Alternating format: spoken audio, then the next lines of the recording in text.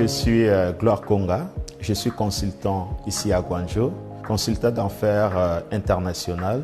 Nous bâtissons les relations stratégiques entre la Chine et l'Afrique en accompagnant les entreprises chinoises qui veulent investir en Afrique, qui veulent s'ouvrir, ouvrir leurs produits, ouvrir leur business sur les marchés africains.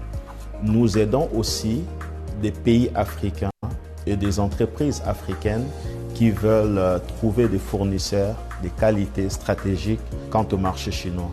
Il y a aussi le besoin du transfert des technologies.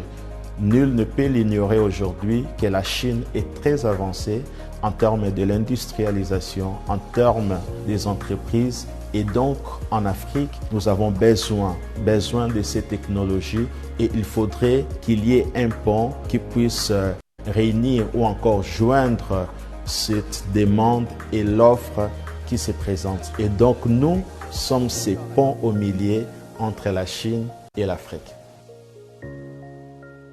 J'estime aujourd'hui la ville de Guangzhou représente l'épicentre ou encore le cœur de business, des transactions économiques entre la Chine et l'Afrique. Parce que quand vous êtes à Guangzhou, par la foire de Guangzhou, vous pouvez voir les gens venir de tous bords, de toutes les nationalités, non seulement africains, européens, arabes, qui se mettent ensemble, parlant le même langage, le langage d'affaires.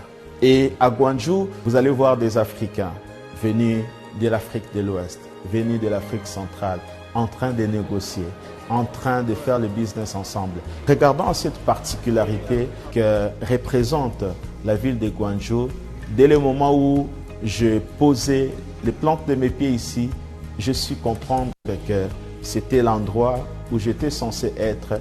Et ce que nous faisons dans le cadre de notre plateforme pendant la période de la foire des cantons, c'est de pouvoir organiser des voyages en équipe.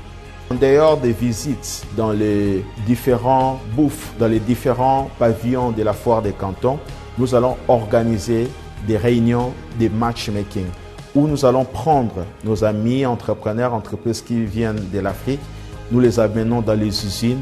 Question d'aller encore avoir une relation très avantageuse, très particulière avec ces usines. À l'époque où je suis venu pour poursuivre mes études universitaires, j'étais le seul Africain de mon auditoire. Et question d'apprendre plus, de maximiser des connaissances pour me permettre à les transmettre à mes contemporains. Et de cette expérience, donc, cela nous a permis de pouvoir écrire un livre que j'ai intitulé « La Chine telle que vue et expérimentée ». Dans ce livre, vous trouverez toutes les anecdotes, les analogies sur mon expérience et les liens particuliers que j'ai avec la Chine.